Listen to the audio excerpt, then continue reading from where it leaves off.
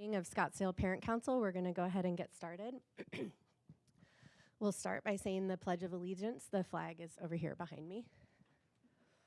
I pledge allegiance to the flag of the United States of America and to the republic for which it stands, one nation, under God, indivisible, with liberty and justice for all. Okay, up next we have our land acknowledgement. As we gather for this meeting, let us take a moment to reflect on the meaning of place, and in doing so, recognize the various traditional lands on which we do our business today. We wish to acknowledge this land on which this SPC meeting is taking place. For thousands of years, it has been the traditional land of the Hohokam, the Acamel O'odham, and most recently, the Salt River Pima Indian community. Today, this meeting place is still home to the many indigenous people from across Maricopa, and we are grateful to have the opportunity to live and work on this land. Okay, today's meeting will begin as our meetings normally do with a question and answer session with Dr. Menzel. And then we're going to hear from two amazing women, Dr. Laura Wingers and Dr. Beth Richter. They're both licensed psychologists, and they work, their business is Center Psychology and Consulting, and it just moved to Camelback and 32nd Street, a really nice space there. And then after we hear from them, we'll have some executive board updates, and we'll end with any representative announcements that we have. Okay, so if you have a question for Dr. Menzel, if you can write it down on a card and send it my way if you haven't already. Okay, the first question is, are we teaching conflict resolution skills? So it depends on what is meant by that. Is it a formal class? I don't believe it is. But from elementary all through secondary, we work to help students navigate conflict. And that can be done in a classroom. It can be done in terms of establishing norms of how we play together nicely on a playground. It can be done through specific facilitated exercises if there's some conflict between students. So there are many different ways in which we address conflict and teaching students how to manage and navigate conflict. Okay, next question is, what is the status of sex ed? So I'm going to say a little bit, and then I'm going to let Dr. Benson talk about that. So human growth and development is something that has been on pause for a couple of years here in Scottsdale. Recently, we invited applicants to apply to serve on the Human Growth and Development Committee as we work on updating the curriculum. Dr. Benson is leading that effort, so I'll let her talk about where we are in the process. Thank you. Appreciate the question. Yes, we had posted to Committee Hub and invited applicants. It's been a couple weeks ago already, so our 2 weeks were up last Friday, and we've scooped up the applications and are just reviewing those, and we'll let the committee know before Friday, before break. We did get a couple dozen applicants, so that was great. We've had big interest from our nurses, too. Some of you might be familiar with legislation that impacts sex ed or human growth and development. We've called human growth and development. We've couched it as that for years here, but the legislation really refers to it as sex ed now. It doesn't necessarily refer to human growth and development. We've just kind of coupled them so our families know, because they're used to that. When they ask us questions in Let's Talk, they're almost always referring to human growth and development as it used to be here in Scottsdale. We can only teach it per legislation after grade 5, so it cannot be offered at our elementary schools. It can only be offered after grade 6. And legislatively, it must be opt-in only. So that changes things up, as it used to be opt. You could opt out over a decade ago, and that is no longer at play. So it has to be an opt-in opportunity, and so we hope to finish the adoption by May 1st this year and have it ready to go for the following year. For those sites that are ready and wanted to begin to offer it this year, they could in May if we've got that all teased out, but don't want to button that down for sure until we get through the process. There aren't a lot of materials out there that meet the legislation expectations and the expectations from the Department of Ed. It must be abstinence only based, and so it kind of narrows the field in terms of what we can even look at and bring forward to our committee. So that work is starting, and we do need to, there's a difference for this curriculum adoption as compared to other curriculum adoptions, in that it does require 2 public hearings. So we will be doing that connected to board meetings too in this process and giving the community updates there as well. Arizona Department of Ed, so it's state. Thank you. Okay, the next question is SUSD going to be part of the Blue Zone Scottsdale initiative, and how so? So we are part of the Scottsdale Blue Zones initiative. I serve on the steering committee. We have many members of our staff that have been part of the development of the blueprint that will likely be revealed at the January 13th kickoff event for the community. There are 3 primary areas of focus in the blueprint: policies, people, and places. School district has a number of points of interface with respect to those 3 areas. And so we've been actively engaged and excited about how we ensure that we have a healthy, thriving, and vibrant community in partnership with all the other members of our community working on Blue Zones. So I have a follow-up question for that. So not all Scottsdale schools are in the city of Scottsdale. Would they be part of whatever Blue Zone involvement? One of the goals and the key metrics will be Blue Zone certified schools, and the first one's probably going to be Echo Canyon. And so when you think about Phoenix. Exactly. So that's the indirect way of answering. We've incorporated all the schools within the district, even though some of them are outside of a Scottsdale mailing address. Okay. Are teachers allowed to work second jobs during the school year? So the answer per board policy is that any staff member who has another job is supposed to declare that, and it's not supposed to conflict with their primary job. So if you have a second job that requires you to leave your first job early, that would be a problem. If you have a second job that's after hours or on the weekends or episodic, that's a different thing. It needs to be declared so that we can ensure there are no conflicts, but it is permitted. Are school social workers or counselors required to notify parents if a child uses different pronouns at school? No. Does the AZ B of Ed requirement that school psychologists be certified negate the requirement under Title 32 for licensing of someone who provides behavioral health services? So I think there's a lot of debate about what certifications and criteria need to be met with respect to counselors or social workers, and a lot of speculation and assumptions about what services are being provided. There's a lot of misinformation that's circulating on the internet. Just in case you didn't know, people can say whatever they want without having facts to back it up. There's been things floating around today that are misrepresentations of a room at Mojave. It might be one of the questions here, I don't know, but I'm going to address it. With posters from students, student groups. There's an anxiety group, a girls group that meets in that room. Students, just like we do with staff meetings and others, will get together and have a conversation about what are the norms that we have when we're going to have conversation in this group. Those norms were put on poster board on the wall. That is not a classroom with a teacher instructing kids to hide things from parents. Any information that you see online that indicates that's the case is patently false. We've talked with the principal. We know what it was a repurposed storage room.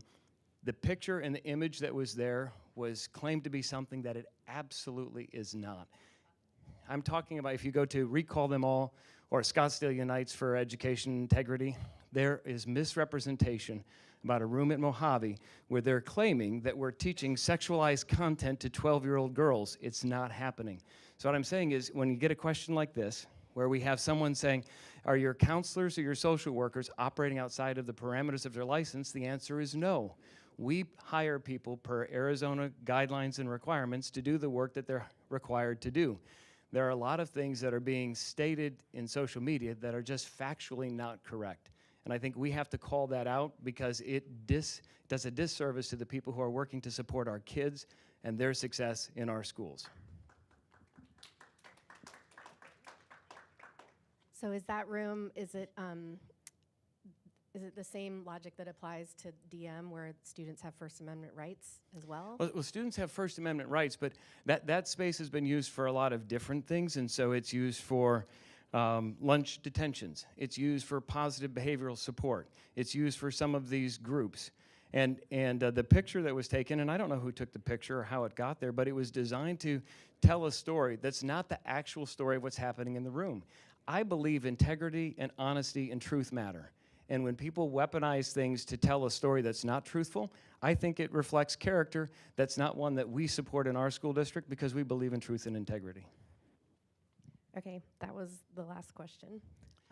So I'm sorry. No. I feel intense because when we have to spend hours responding to misinformation, things that are designed to create outrage, and it's not truthful, that's a problem. We're happy to deal with situations and concerns that are truthful every day, all day long. We serve a diverse student population. We have students that come from challenging backgrounds. We work to support their needs and help them be successful through our system. We work with students who come from resources and means, and they still sometimes struggle and have challenges in school. We care about each and every student. We want to support our staff. And when every time you turn around, somebody's snapping a photo and telling a story that is not truthful, and people don't pick up the phone and call and say, hey, I saw this picture. Can you tell me what's going on here? They immediately go to social media to paint a different story and narrative, and it's not true. So that is what I'm asking our community to say, no, enough. We're not going to participate in that, Mr. Bengert. So you need to use the microphone because we're live streaming and people can't hear it online. Did I understand you correctly? Did you just say that the counselors and social workers at SUSD are licensed? So they have different licenses. So I won't say that 100% of them are all licensed in a particular area, but yes, they have credentials. So if you think they're providing behavioral therapy and support in a therapist role, that's different. And so people are confusing the question here in terms of the role they're providing in school. Our counselors, by and large, are providing academic guidance and support. Do they listen to students who come in and have a challenge and concern? Yes. Are they providing therapy? No. So any accusation that they are is not truthful. Okay, so Okay. I'd like to respect your time. This has Yeah. been a 15-minute So- Q&A. So maybe when we're done, the people who are presenting here can help me as well. They are talking about stress resilience. I appreciate people who come to these meetings. I appreciate questions being asked. I hope that we can find common ground in working for the benefit of all of our students in Scottsdale Unified School District. I want to assume good intent, but I also would ask that before things get circulated in social media and narratives get perpetuated that are not truthful, pick up the phone and call and ask. We'll provide a response. Thank you.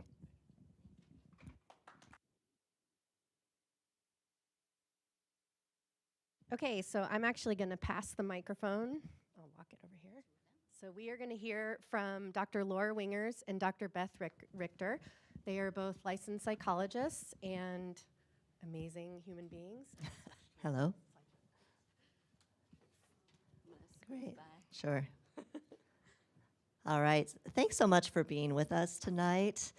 Here we are. It's the end of the semester. Woo! All right. How we doing? I do what I do with the kids. Is this a thumbs up, a thumbs sideways, a thumbs down, right? Maybe like the plants in this picture, some of us are thriving right now, and some of us might be wilting a little bit and need a little love and attention, right? We're really glad you're here with us tonight, and we're excited to talk with you about the ordinary magic of connection and community and what that can do for mental health and resilience. On top of everything else that's going on, though, right now we moved our office, so I'd love to show you what our office looks like, but I don't want to show you what our office looks like right now. But yeah, we just moved 3 days ago, so we are living in the chaos a little bit ourselves with everything that's happening for students and families at this time of year. So, gosh, where do we begin? I think our goal tonight is to keep things kind of light and fun and enjoyable. You're going to hear us laugh and make fun of ourselves, and hopefully you can join with us in that. But seriously, on a more serious note, I really do want to talk about some of the factors that are impacting student mental health, youth mental health. There's many more factors than we can discuss tonight, but we're going to highlight a few that we think are particularly relevant right now. And we're going to talk about some of the ways that we can incorporate simple, small habits that can improve stress resilience. Ann Maston is a researcher in the field of stress resilience. She's done this work for over 4 decades. And we're going to, at the end of all this, talk about her short list of the factors that matter when it comes to stress resilience. But we're going to dive in, and I'm going to turn the mic over to Dr. Richter for a moment. Hey. So before we get into the fun stuff and the enjoyable stuff, I think it's important that we do discuss where we're at today with mental health. So some of the recent studies suggested 1 in 4 children experience depressive symptoms, and 1 in 5 children experience anxiety symptoms. Now, I don't know about you guys, but professionally in our circle and nationally, sometimes it feels like that's an underestimate. Does anybody feel like that might be an underestimate? Yeah, I see head nods. Yeah.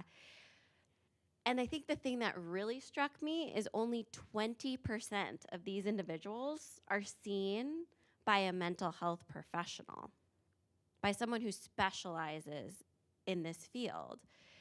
And so the question becomes, what factors contribute to resilience, and how do we promote those protective factors and boost those factors so that we can prevent these symptoms from becoming more of a disorder, right?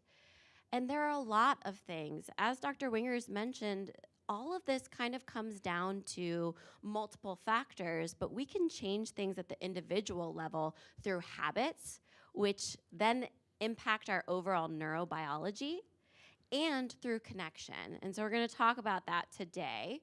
But before we get there, let's talk about the contributing factors. There are a multitude of them, right? We can't possibly cover them all. That's a whole talk in and of itself. But these are the 3 that are really salient right now. And I think this meeting was very apropos, so to speak. Social media, right? Social media. And we're going to talk about the health advisory that the Surgeon General put out on social media and youth mental health. And then there's the epidemic of loneliness and isolation. Another monumental health advisory that's kind of out of the norm for the Surgeon General. And then something that we're noticing is this never enough culture. And we'll explain that more thoroughly in a second. But let's talk social media. Okay, so in May of 2023, the Surgeon General put out a health advisory on social media and mental health youth, which was truly monumental because we hadn't seen a Surgeon General really take this stance or study something like this before. And what we saw was 95% of children ages 13 to 17 use social media. 1/3 of those individuals say that they interact with social media constantly. Now, personally, I think that's an underestimate.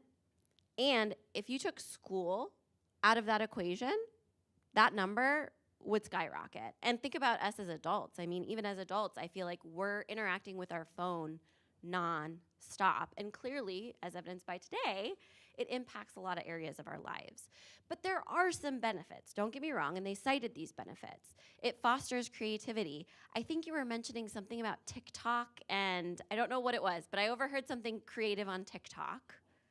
And I see all these wonderful TikTok dances, which personally I cannot do, but I see that it really excites kids, and they like to do those, right?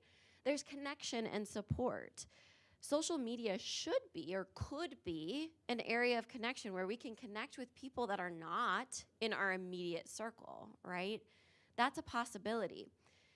But there are some definite drawbacks, and they highlighted these in the advisory. Number 1, which I think is really interesting, those that interact with social media for 3 hours or more a day, it doubles their risk for poor mental health outcomes. Doubles. That's huge. It fuels body dissatisfaction and eating disorder behaviors. And we've seen this in our practice. There's a dark side of TikTok, apparently, that talks about ways you can engage in these behaviors, which shocked me, but I guess I shouldn't be shocked at this point, right? Everything's out there. And then this third point, I think anybody, kid or not, can really identify with. The era of social comparison. You are constantly looking at somebody's feed, which is all positives, and this is the perfect picture of my perfect life. And we know that's not reality, right? But can you help but compare? What's Instagram versus reality, right? And there's constantly these memes out there, but I do see that this lowers the self-esteem of our kiddos. And finally, this is important, the over-pathologizing. Now, this wasn't distinctly mentioned in the health advisory, but I think it's important to note. We have seen an uptick in individuals in our office who bring in TikTok and social media posts to state that they have a said disorder. They said, well, TikTok said, and I have these symptoms, so I must have this, right? We're over-pathologizing something that might just be normal, right? Or typical, right? What is normal in this day and age? But let's not over-pathologize kids. We want to make sure that we're not making that a trend, right? So it's important to take stock of those things and be aware of them. And we'll talk more later about how we can reduce that impact of social media through connection individually.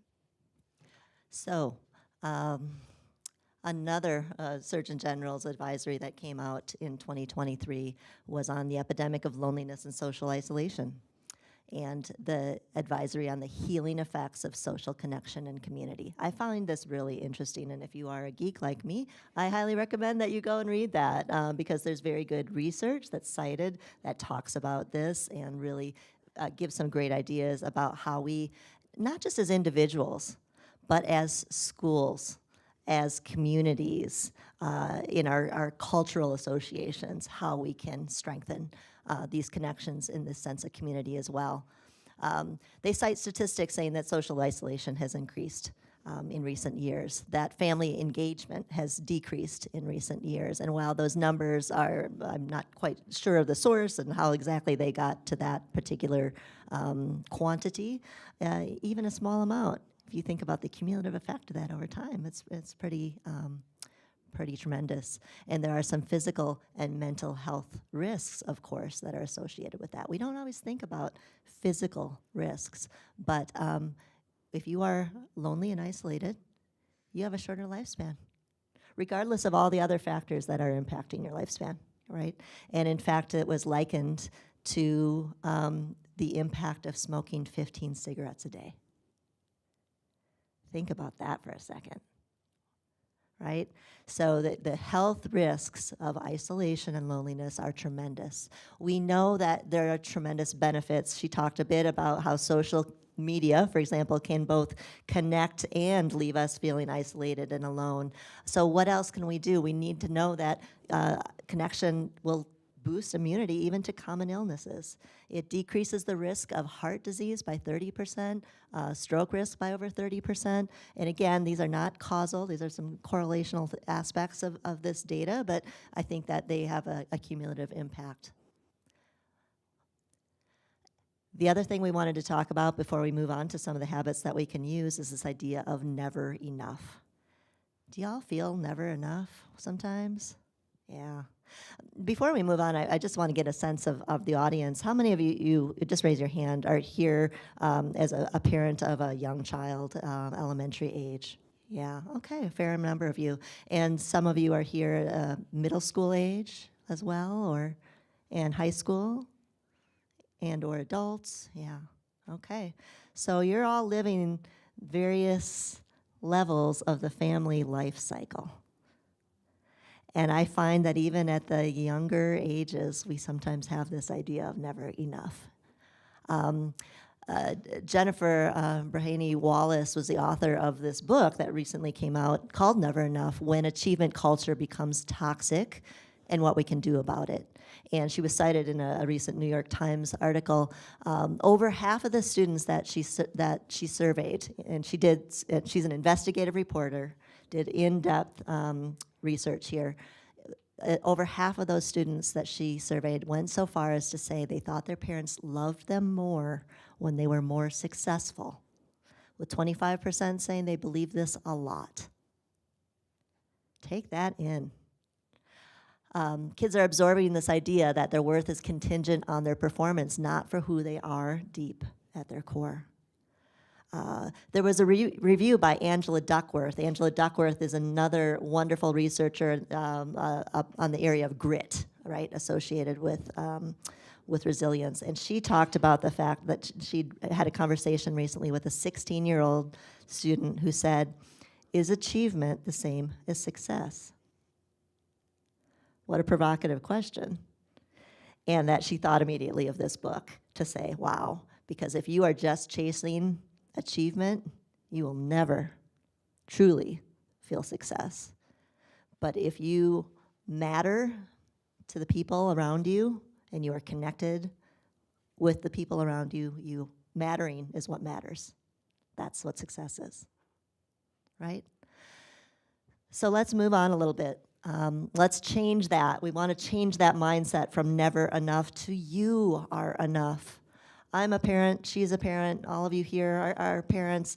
Have you ever had a moment where you felt like, oh, I really blew it? Yeah, well, no.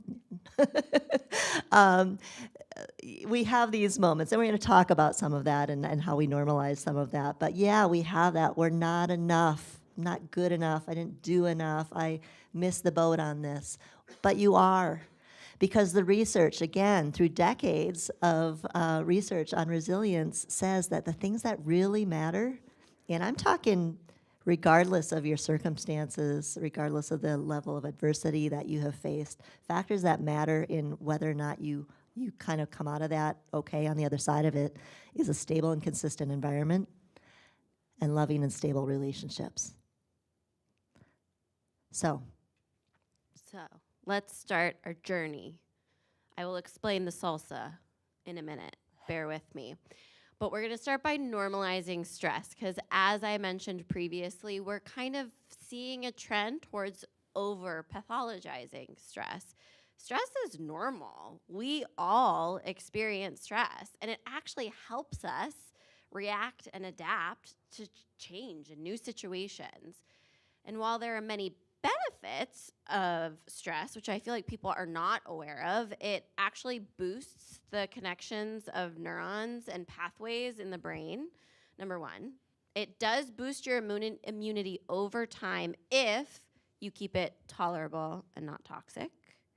And it builds what we've been talking about, which is this sense of resiliency, right? And that's huge. So, too much of anything can be toxic. So, let's talk salsa for a second. I want you to think about stress as a spice level, okay? And anything you're making. Doesn't have to be salsa. It can be anything that you're making, right? We're going to use pico de gallo because we're in Arizona.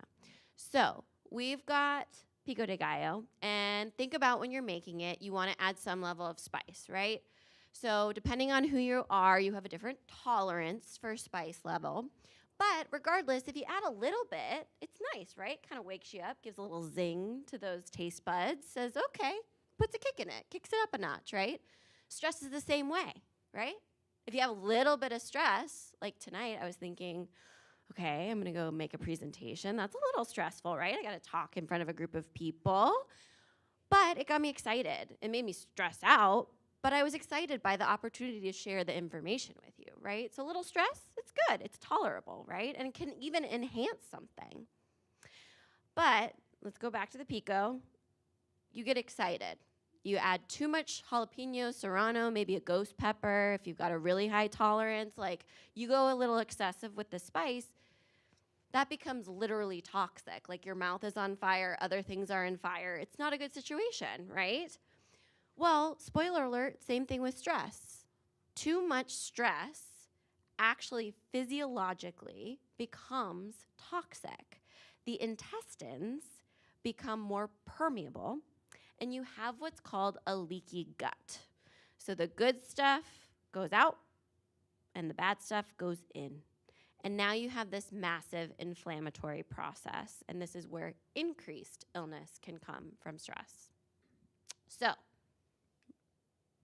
the key is we want to keep stress tolerable, not toxic, okay? And I want you to keep this in mind.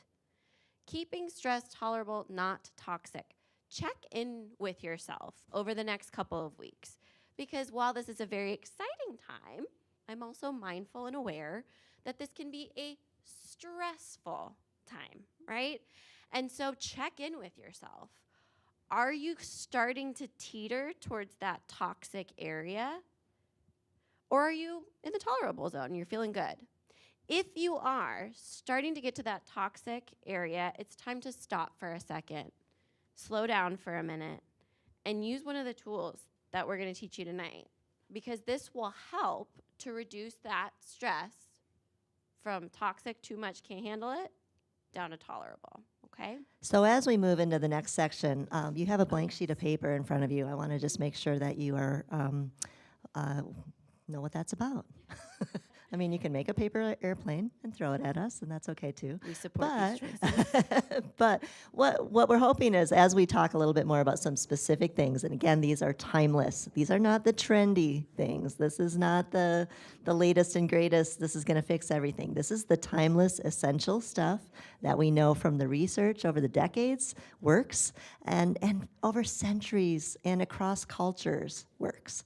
So I would like to invite you, I guess, to draw a line down the middle of that, or find some organization method and kind of divide this into, I already do this, and write it down, or draw a picture that reminds you that you already do this, or hey, this is something new I'd like to try.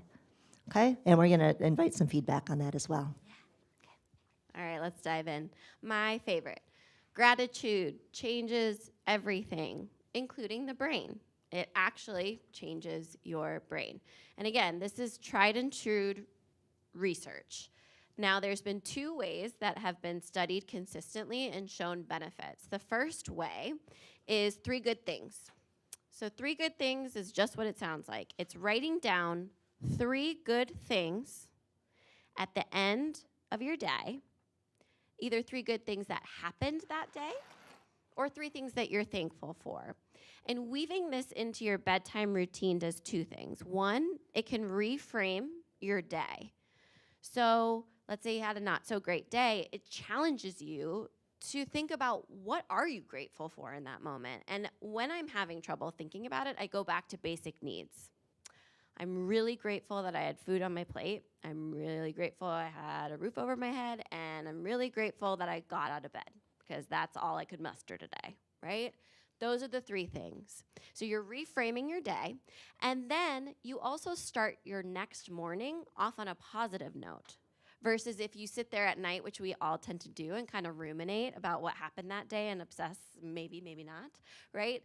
This will help you reframe your day. So that's number 1, and something you can do as part of your bedtime routine. Number 2 was studied.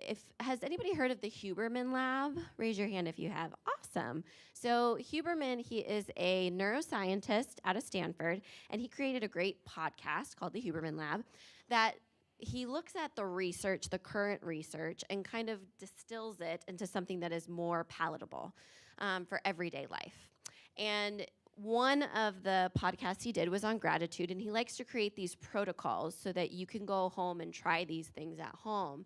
And his protocol for gratitude was studied, and what it said is if you practice this protocol for 1 to 3 times per week, 1 to 5 minutes during those settings, that you would see a benefit in your overall mental health.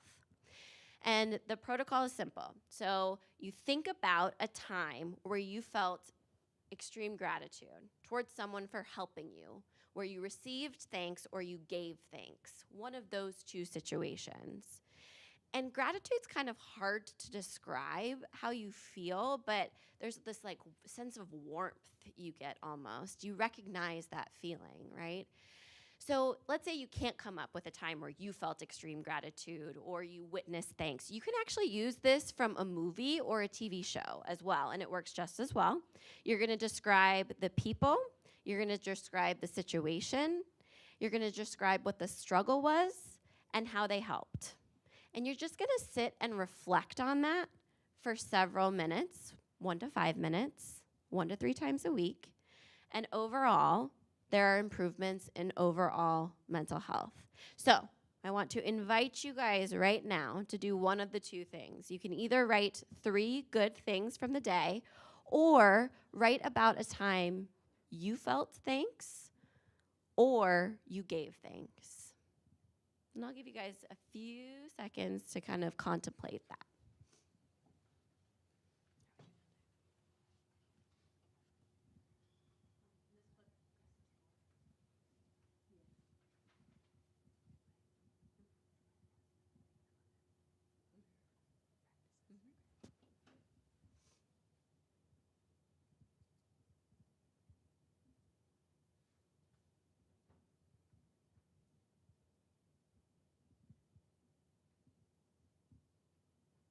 Okay. Does anybody want to share something that they wrote down?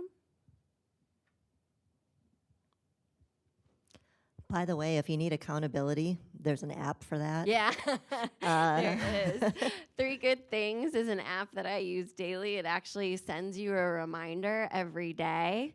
And it will sometimes remind you what you were grateful for, like a week ago, a month ago, a year ago. So it's actually really exciting, and it reminds you of some of the silly things that you wrote down. Like one of them was, I laughed so hard I spit toothpaste everywhere. You know, those little things, which gave me a little chuckle for the day, and I felt better.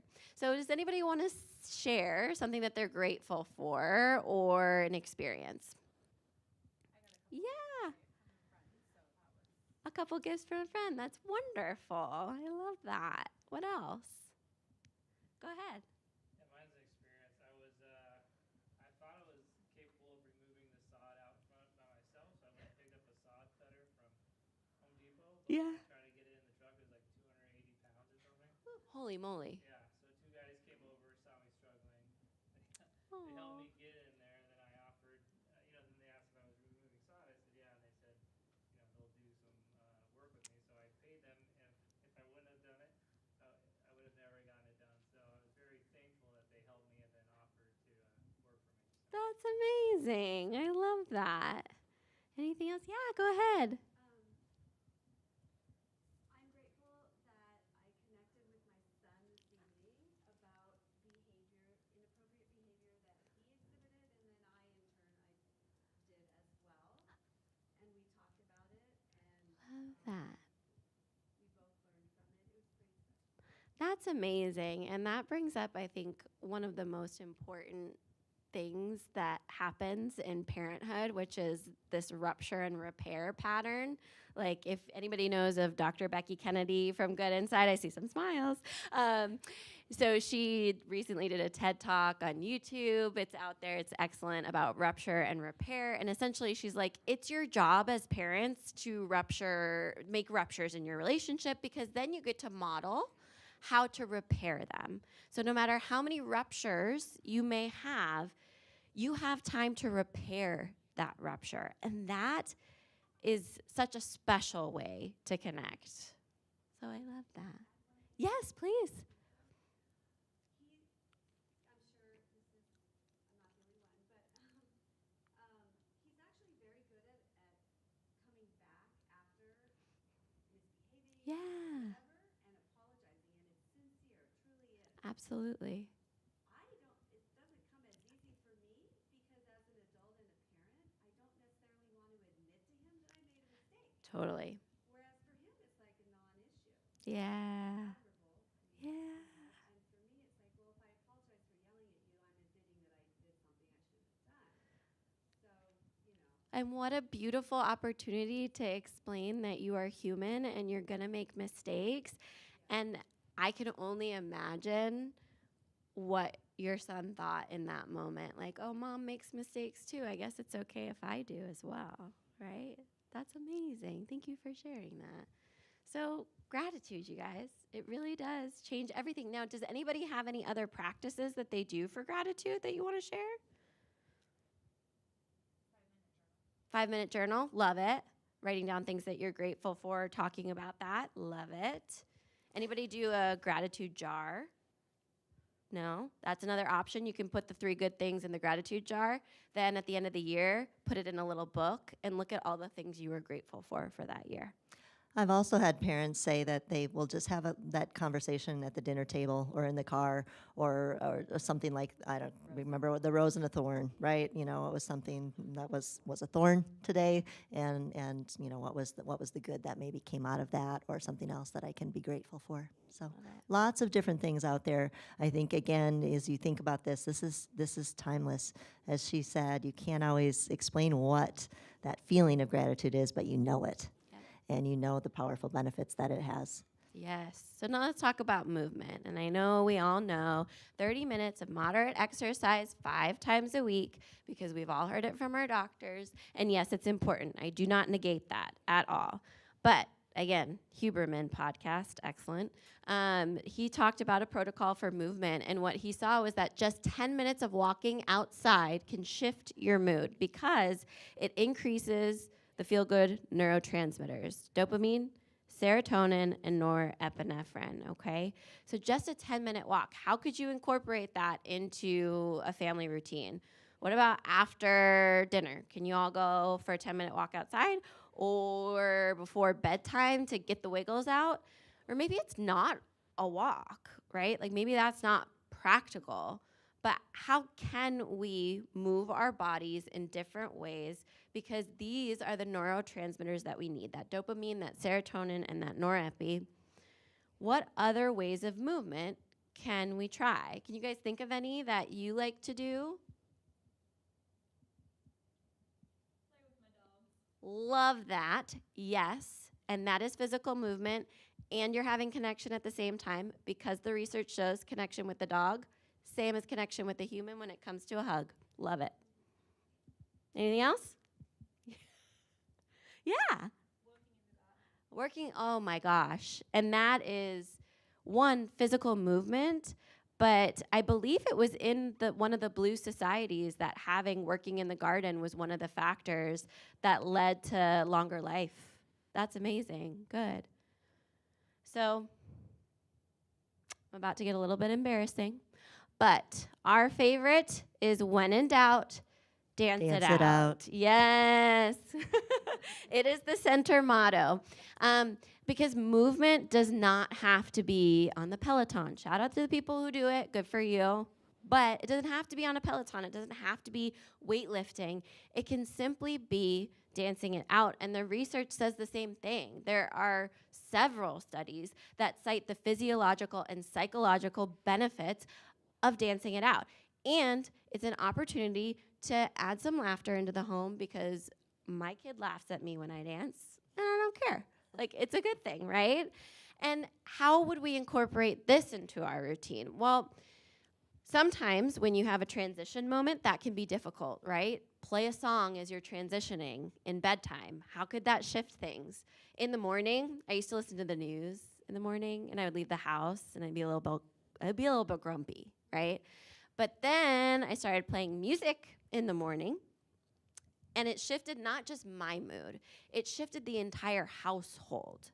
Because we're not sitting there thinking about all the devastation and whatnot, but we're literally listening to beautiful music, rhythmic music, and we're dancing it out.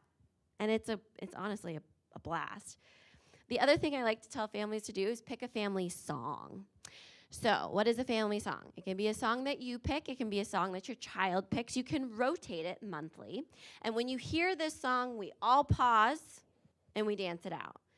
Talk about reducing tension. Now, we're not going to use this in the midst of a full-blown meltdown. It won't work.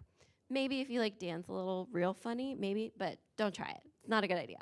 But if you are in that moment where you know maybe we're kind of approaching some of those big feelings, this is a great tool. Family song, play it, dance it out. And in fact, we do have one at Center, which I found while hanging out with my 8-month-old, called the Affirmation by Snoop Dogg, Affirmation Song by Snoop Dogg, and it goes a little something like, there is no one better to be than myself. There's no one better to be than myself. Today's gonna be an amazing day. Today's gonna be an amazing day. Yes. She And actually gets me to do that, you guys. no, I literally Only behind closed doors, just saying. I literally gallop through the office with my phone like this, and I make everybody stop. And you know what? It's ridiculous and it's silly and we all laugh at each other. But man, is it good for our souls? And it just like shifts. It really does shift the mood in the entire office, which brings me to, actually, before we do this, oops, back. There you go. I want you guys to think about a family song. Write down what's your song? What's something you would play? It doesn't have to be for your kids. What would be your family song or even just your song where you can jam out and it feels good? Okay. Or maybe it's your kids' Yeah. song. That's how I got the affirmation song. It's true. Maybe it's your kid's song, your kid's jam. I saw a laugh when I heard that. Does anybody want to share? Yes, we are in the era of T Swift, so I'm sure that would go very well in the households. Anybody else? Don't Stop Believing, like. Ring of Fire. I love that. That's my jam. Anything else? Save it for later. I like it. All right. So, benefits of humor. I've been attempting laughter throughout. Some has been successful, some not so much. But why? Why is that important? Because Emily Nagoski and her sister, the Nagoski twins, Nagoski is how you pronounce it. They wrote a book called Burnout, and they talk about completing the stress cycle and different things that you can do to complete the stress cycle, which means that your body, your central nervous system, recognizes that you are no longer in a state of threat or stress. So this will literally make your stress tolerable, not toxic, by reducing your stress response. It reduces tension in your body, improves your immune system over time. I didn't realize that, but it's very true. The more you laugh, the better your immune system. Relieves pain. That's a huge one. I used to work in a chronic pain clinic, and laughter was huge in treatment. And it sounds silly because we all have access to it, but this is what we mean by you are enough. Sometimes you don't need something special or fancy. Sometimes you just need you. And of course, it improves our overall mood. So I want you to think about a time where you laughed so hard you almost peed your pants. We've all had an experience. You don't have to share. But I really want you to think about that like belly gut laugh, because that is the laugh that I'm talking about that is just good for you. It can be to a movie, whatever it is. And I encourage you to put a little reminder around the house. Like whatever your favorite movie is that does make you laugh, put a little reminder somewhere, because then as you're walking through the house and life is stressful and then that's a reminder to laugh. Good to know. All right, let's see. Yeah, and I'll move You're on to next. some other things. But does anybody have the inside jokes in your family? Yeah. I don't know. One of the ones in our family is somebody does something simple for me, like pass me the salt. I'm like, you literally saved my life. And, whatever the thing is, you literally saved my life. And it's just a silly way to connect, right? It's an inside joke. We can bring it out in times of tension, and we can just bring it out in those small everyday moments, because those small everyday moments matter, don't they? So have you been writing some stuff down? Yeah? Some ideas for how you might practice gratitude, some ideas for how you might get some movement in your day, how to dance it out, what that song might be, other kinds of ideas, how to practice humor. Okay. I want to bring it down a little bit, though, into a different kind of habit that we might develop, and that's the habit of mindfulness. How many of you here practice mindfulness on a regular basis? A few of you. And has everybody here at least heard about mindfulness, the practice of mindfulness? Let me explain what I mean, because when I started in practice 20 years ago, this was a really unknown and really kind of out there thing. It's really widely accepted now. It's used at all levels in schools. It's used in healthcare settings. It's used in the military. It's used by CEOs of Fortune 500 companies. Like, this is something that is very widely accepted when knowing what those benefits are. But at its essence, and there's of course many, many definitions of what we're talking about here, I want to just stress that when I'm talking about mindfulness, I'm not just talking about take a deep breath. I'm not just talking about relax, because that's a temporary thing. It does have some temporary benefits. I'm talking about truly a deeper practice of mindfulness that enhances your relationship with yourself, can enhance your relationship with others, helps you regulate. And mindfulness, as is defined by John Kabat-Zinn, who is one of the leading researchers in the area, is this idea that mindfulness is paying attention, bringing awareness to the present moment without judgment, but rather with acceptance of what's unfolding. So simple and yet so difficult. Because our brains are constantly going into the past or the future, aren't they? Even as you're sitting here right now listening to me, your brain is going into the past and the future. It's very difficult to stay in the present moment. There's some adaptive reasons for that, of course. But I think it's really important that we recognize that the importance of mindfulness, because so often our experience of the present moment is distorted because of these routine, habitual, and unexamined activity of our thoughts and our emotions. And it often involves significant alienation from direct experience of the sensory world and the body. Who here has driven your daily commute and only to arrive and have no idea how you got there? You're on autopilot, right? Literally. Well, not literally, but you know what I'm saying. Maybe you are taking a shower and you're like, did I shampoo already or not, right? You're in this autopilot. And I laugh about those small moments, but I don't laugh about the big moments. And I don't laugh about the moments of connection. So often I see families who are so stretched to their limits that they're not connecting. It's just do. I've got the to-do list. We need to get here. We need to do that. We need this done, et cetera. And we're not really just kind of staying in the moment. And so it's not good for us. It's not good for our kids. We know, though, that mindfulness is a powerful healing device. It literally, and I do mean it, literally can change the brain. Research is coming out now on the effects of mindfulness training, not just with adults, but with children, too. We know that the prefrontal cortex, which plays such a big role in regulating our emotions and behaviors, is more activated following mindfulness training.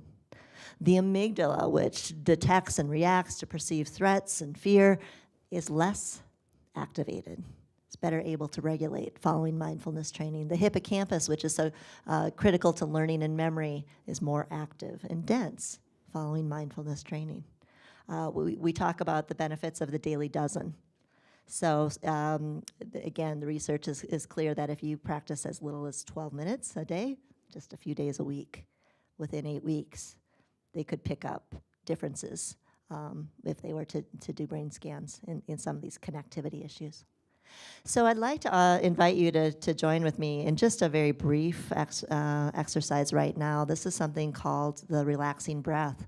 So I'd like you to, if you choose to join me, sit with your back straight, put your feet on the floor. You're welcome to close your eyes if you wish, or not. I think it's sometimes very helpful with that sitting up straight to kind of envision that you've got a string tied to the top of your head, and it's pulling you toward the ceiling, so you're feeling very grounded, but also very tall in your seat. And what we're going to do is initially, I'll walk you through it, and then we're going to practice it together. To begin, you're going to exhale through your mouth, making kind of a sound. And then you'll close your mouth, inhale through your nose while I count to 4. You'll then hold that breath for a count of 7, and then exhale through your mouth, making that whooshing sound for a count of 8. And we're going to do that a few times, okay? So if you'd like to join me, close your mouth, inhale.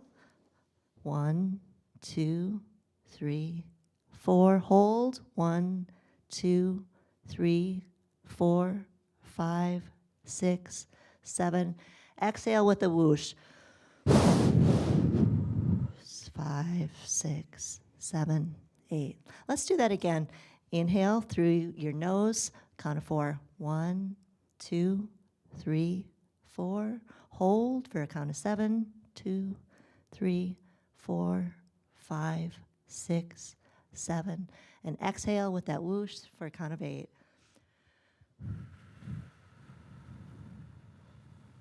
Two more times, please. Inhale for a count of 4.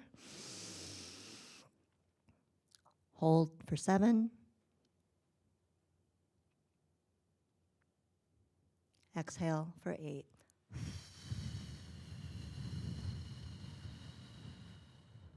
One last time.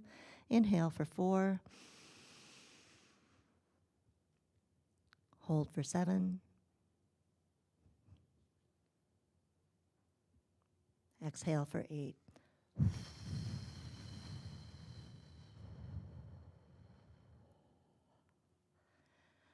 So I'm going to tell you what I observed. I observed many of you needing to all of a sudden recognize, oh, I'm holding a little tension in my neck or my back. Wow, I'm tired. I needed to yawn for a little bit. You just got, very briefly, you just did this kind of physiological reset. What was that, 30 seconds? You can, what I love about this and exercises like this is that you can do this anytime. You can do it anywhere. It's really unobtrusive. You don't need any equipment. You don't need to spend a lot of money on this. You can do this, and I use it all the time, and I'm sure everybody who works with me is recognized when they hear me do that deep whoosh that I'm doing it. And many times it's just sort of I'm not even conscious that I'm using it. It's become habit. But Dr. Andrew Weil, who's really well known in the field of integrative medicine, has this and many other great tips for both down-regulating and up-regulating using breath work. So drweil.com. And so if you do this at least twice a day, you often find tremendous benefits over time. It really quickly drops you into that state. So there's lots of ways you can do this, and there's ways you can do this with kids. There's so many fun kids yoga experiences on YouTube and other places, mindfulness meditation, guided imagery, progressive muscle relaxation. These are things that you can be taught, you can be trained if you work with somebody, but you can also teach yourself. And great resources available. Like everything else, there's an app for that. And so for folks who are wanting to begin a journey with some of that, it's not my favorite way to begin a journey. I'll be honest, I much prefer in person to do this kind of training because, again, I think that connection is so important. But if you're interested, Insight Timer is one app that's free. And has lots of great meditations available, including meditations for insomnia, if that's something that you struggle with, and others, Headspace, Calm, others apps as well. Yeah, there's also a Netflix series from Headspace that you can watch as a family that I found has been really helpful too. So I'm mindful of time, so we're going to kind of go quickly through these next couple slides. But the basis of these slides are the basis of cognitive behavioral therapy, which is the leading treatment for anxiety and depression. So I'm just wanting to give you these tools because these are things that you guys can model and do at home as well. So labeling our emotions, if we get specific about how we are feeling, not just surface level, but if we end up getting specific about how we are feeling, that actually reduces our feelings of anxiety and depression over time. Why is that? It's because anxiety or emotions in general are unknowns. And when we feel this uncomfortable feeling and we don't know how to describe it, it can make us anxious and it can re-trigger the stress response. What I like about this circle is you look on the outside and you have sad, angry, which are these surface level emotions, right? But when you look closer and you get inside, you see that there are more specific emotions. And the more specific you get, the better we can describe how we're feeling. If you're interested in more, Brene Brown, Atlas of the Heart, she just did an entire book about all emotions.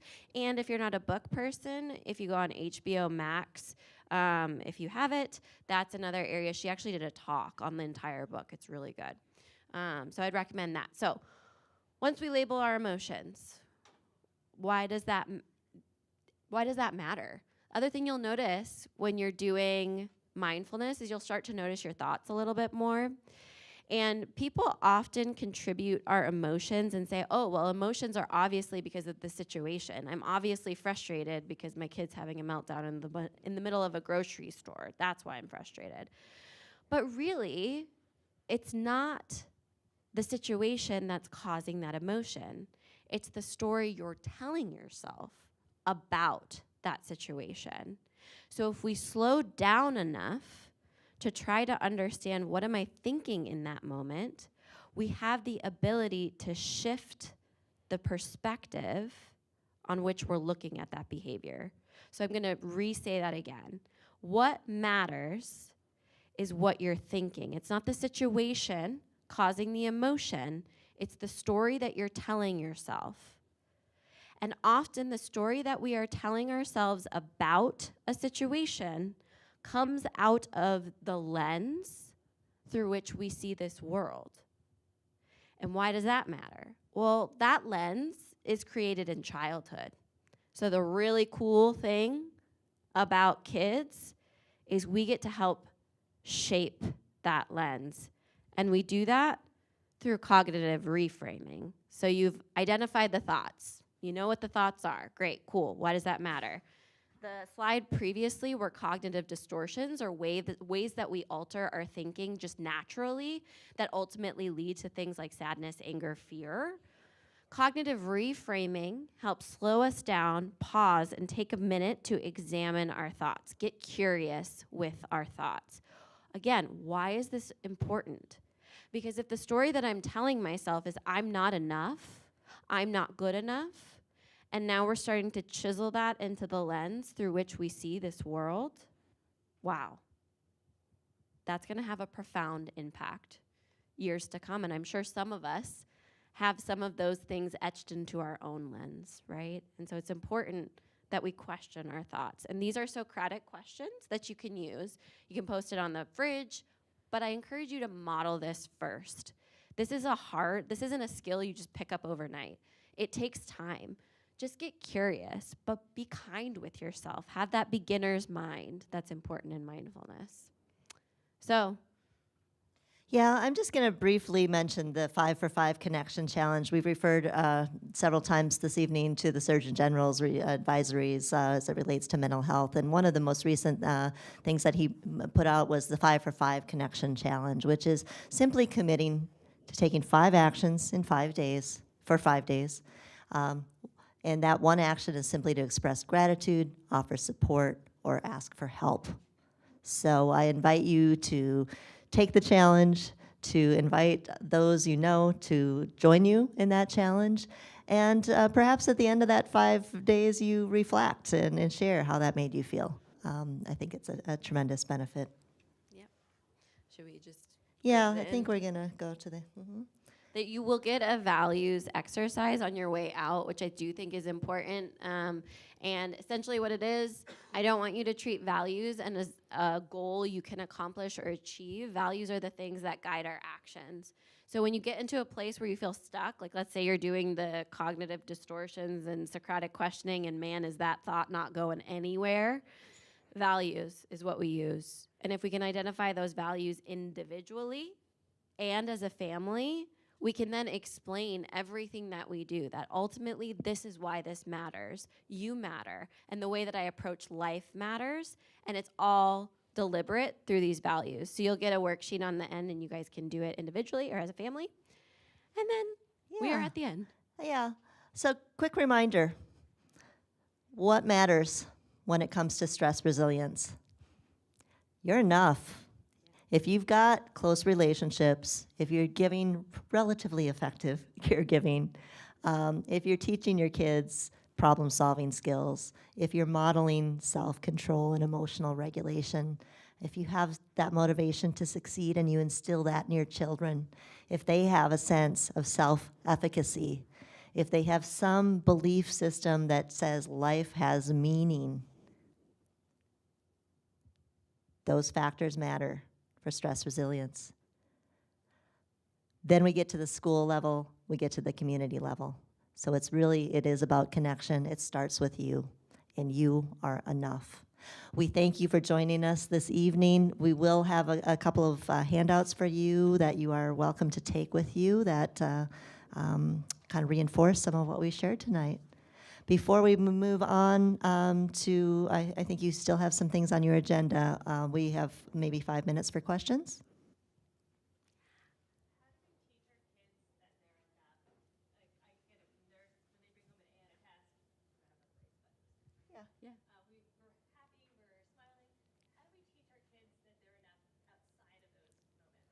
Oh, I love that.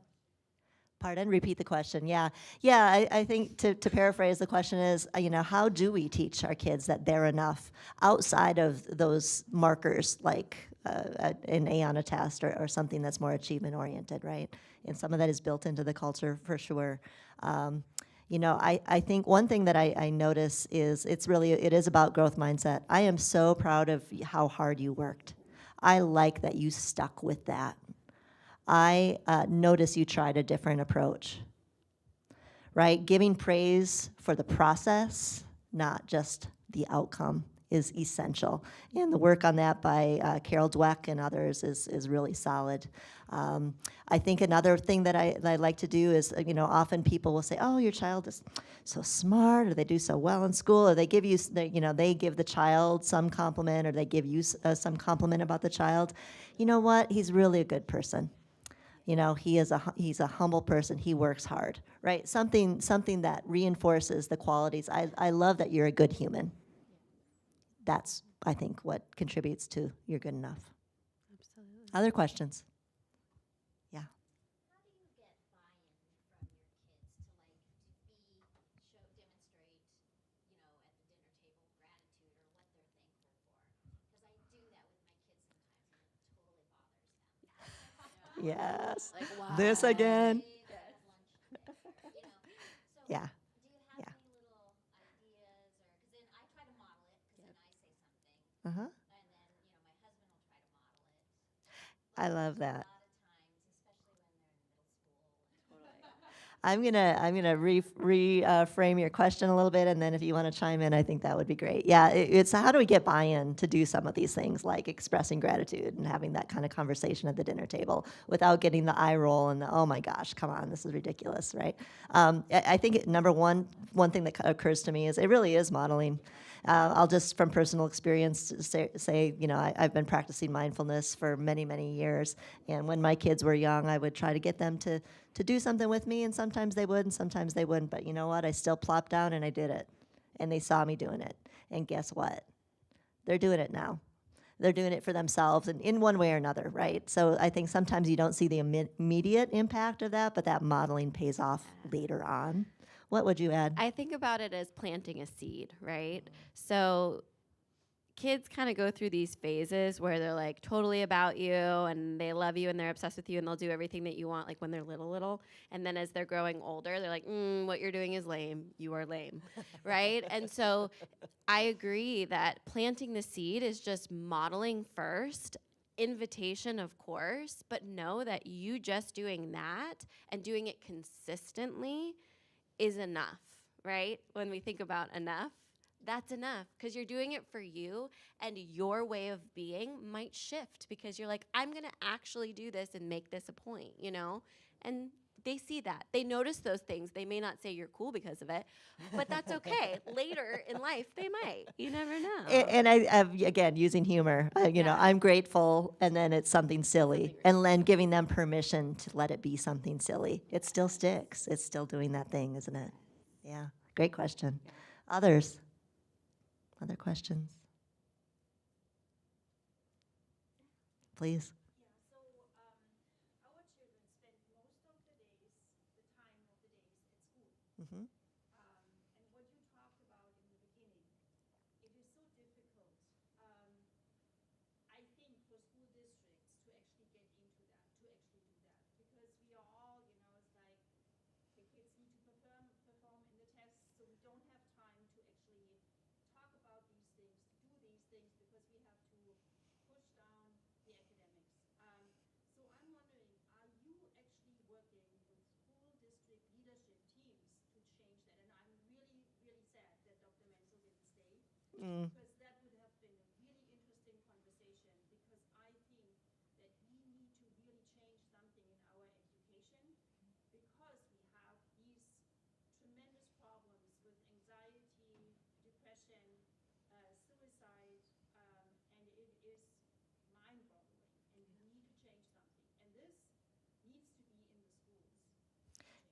thank you for bringing that point out. And for those who couldn't hear it, I think that to paraphrase was to say,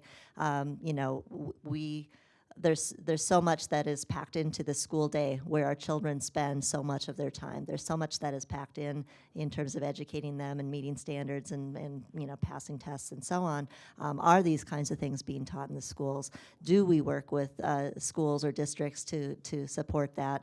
And what is the place for that in the schools? That's part of a larger conversation. I point people to the research by CASEL, C-A-S-E-L, casel.org. It's got some great information on how this needs to be implemented in the schools. I'll also say that it's a personal mission. It's part of why we do these kinds of talks, is to give psychology away. You saw the statistic early that maybe 20% of the kids who have been identified as experiencing anxiety or depression are seeing a special mental health provider, and there is the need. So it doesn't need to be a silo. We do need to all talk to each other. There are some simple and timeless ways that we can teach this, and we know that there is value in teaching social and emotional skills that are not, this is not taking away from the academic achievement. In fact, it's enhancing it.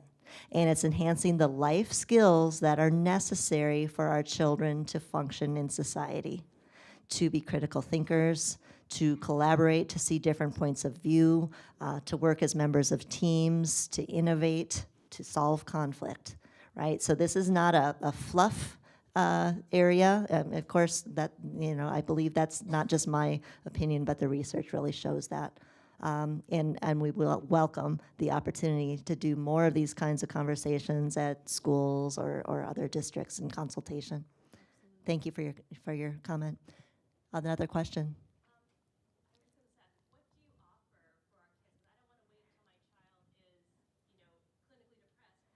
Yes. On the what?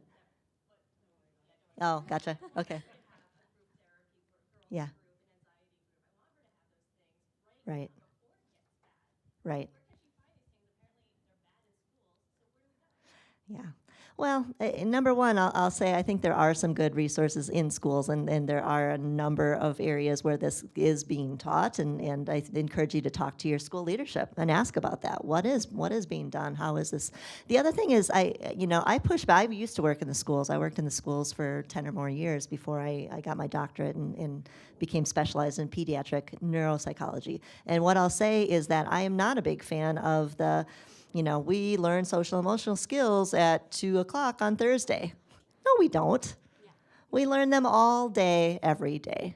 And there are ways to drop this into the routines of our classroom, the culture of our classroom, that are not intrusive.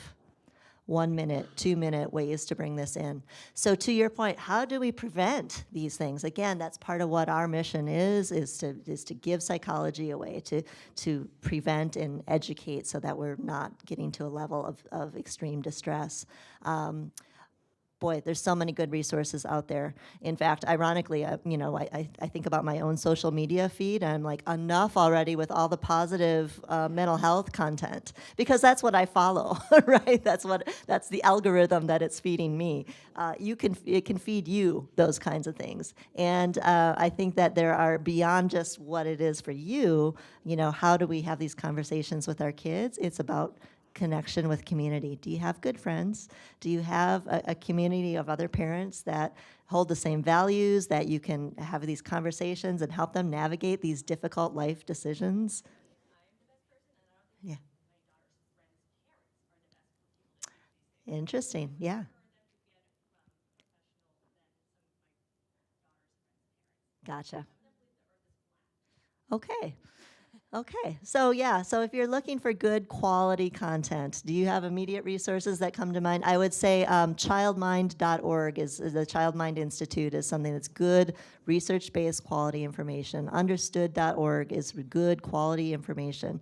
But yes, locally in our community. In fact, Dr. King, if you wouldn't mind putting with a blank piece of paper, putting maybe a sign-up sheet to say, what are some things that this community is interested in hearing about? And if you want to put your email down and a topic or some suggestions, we'd welcome them. We just moved into new space. We are brainstorming ways to do more for the community. So I love your question, and maybe we can give you some answers. But you're welcome to talk with us afterwards as well to get some more specifics. We have a couple more thoughts here, and then we'll wrap up. Yeah? I'll just share real quick. I have a daughter who, when she was 12, was suicidal. And it was the school counselor who really helped get her the help she needed. And I'm grateful that she was here at Mojave. Uh-huh. But beyond that, there are groups, like she was in a girls group here at school. So the school was actually a phenomenal resource for her. But there's another, like a therapy group where they have girls groups or they have boys groups. So there are a lot of resources that are really good that I've just put my kids in. And my daughter now is 14. She's thriving. She's totally like loving life from not wanting to. Got through that difficult situation and learned and became resilient through that difficult situation. Yeah. Yeah. Yeah. Yeah. One last question or thought, and then we're going to turn it over to Dr. McClure. So that's great to hear because I wanted to piggyback on both of you, but you started it with the schools. Because when you started talking about what can be done in the schools to do what you do, I noticed I'm shaking my head. And it's not because I wasn't agreeing with you, it's because I feel like I am hopeless Mm. in schools. Mm. Because most of my son's anxiety, I would say, comes from school. Whether it's being bullied physically, verbally, by students or teachers. I have a teacher who just emailed me and told me that my son wasn't being respectful. And he must be respectful to him because he was going like this. So I wrote him back very respectfully saying, he does that at home, he does that when he's tired and having trouble focusing, he's got the 504, just kind of reminding him. That didn't go well. And I guess I realized just now that I feel very hopeless, and my kids are going into high school, and I'm pretty fearful about teachers in particular, because they do impact our children sometimes in ways that linger. Yeah. Yeah. Possibly for years it could, depending on what it is exactly. Right. And again, I think that's a topic for a larger conversation for sure. And again, I urge you and anyone else who's feeling hopeless or disconnected to find community, find other parents. You are not alone. You are not alone. I can guarantee that there's others who are walking your path. With that thought, I just wanted to, real quick, the Wellbeing Project is something that we do at Center Psychology and Consulting. We do different presentations, and now in our new space, we might be inviting people to come have coffee with a clinician type of situation where it's just a support community, something that we're kind of talking about doing. So keep an eye out for the Wellbeing Project, and that's yes, it. please. And again, I know you're going to wrap up with a few other items for SPC, but we thank you so much for your engagement and your presence here this evening. Truly, thank you.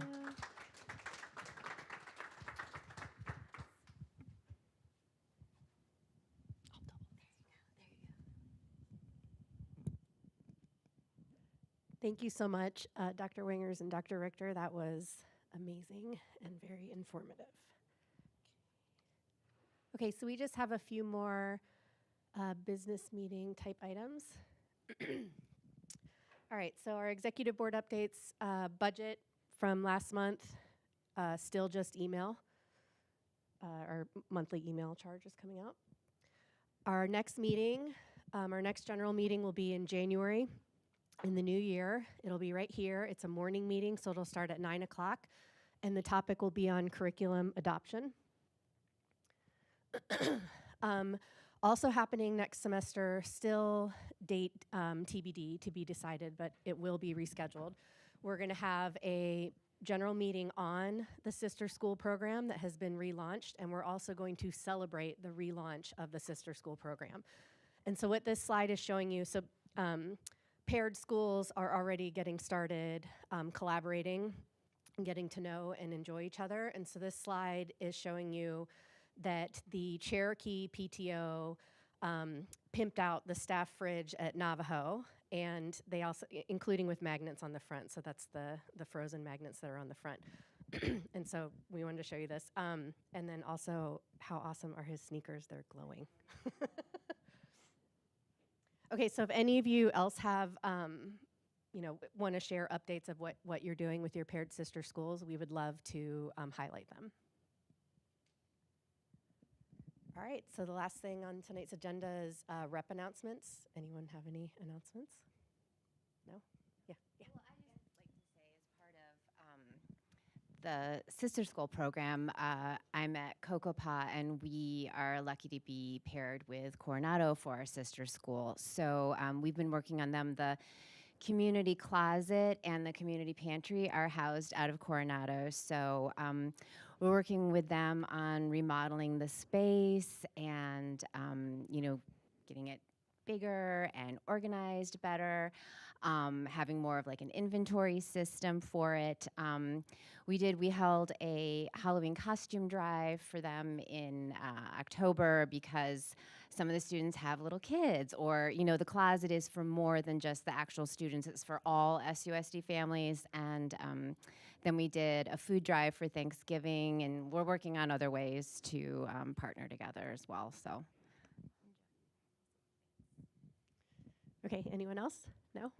All right, so as always, if you have any questions, feedback, ideas for a future meeting, pretty much anything you want related to SBC will happen if you email that email address, the president@scottsdaleparentcouncil.org. And thank you so much for coming, and we'll see you in January.